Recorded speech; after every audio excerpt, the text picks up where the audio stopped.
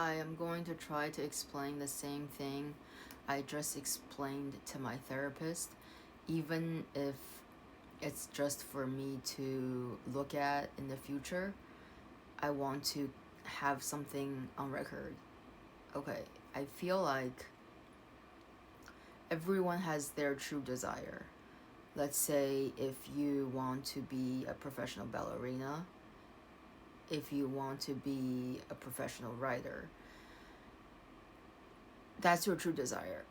And I think that we hear about the success stories, like the TikToker who got famous overnight and is set for life, but we don't hear as much of the unsuccessful stories, such as all the people who never reach their goals.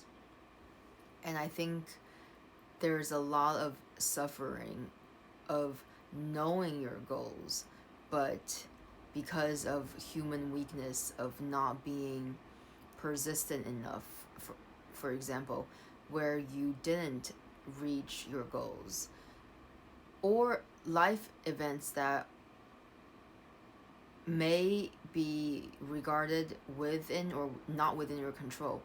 So you didn't reach your goals. But because it's so much suffering to live in a way where like you're living in this reality of I failed my goal. So then people start this new language of acceptance. I feel like, can they coexist? Sure, but let me get to that in a little bit. The point is, when someone, let's say their dream is to be a professional ballerina, like their truest desire, not like a inkling, but like their truest desire, but it didn't happen in this lifetime. Now they're 70 years old and they are volunteering a lot of their time, let's say teaching ballerina or something completely different, like working at an animal shelter. And they say something like, this is my true calling, that I realize that this is actually my true calling, that this is what God wants me to do, to give to others.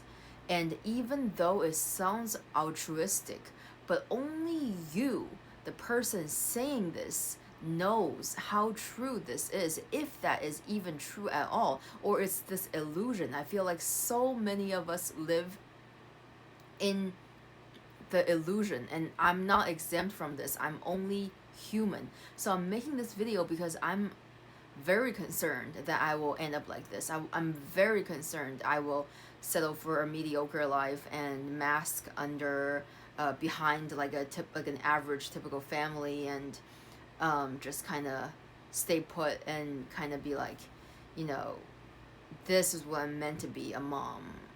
This is what I'm meant to, like, do people like that exist, where let's say their true desire is to be a ballerina and then they become a mom and they believe that's their true desire?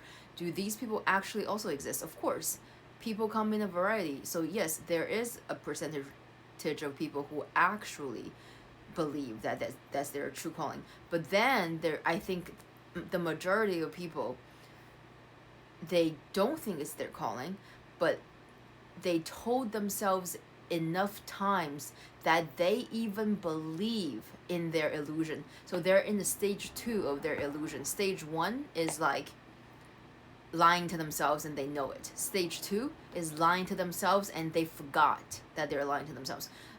This can totally easily happen.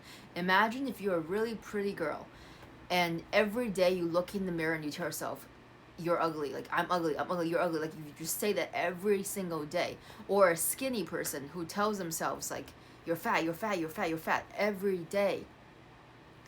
You're going to change your perspective of yourself, and then consequently change your perspective of the world. So this phenomenon of not achieving your true desire and then hiding behind some altruistic belief or saying like that you found your true desire in giving to others is literally what I'm terrified of. And I fear that I am only human and I don't know if I can even stop it.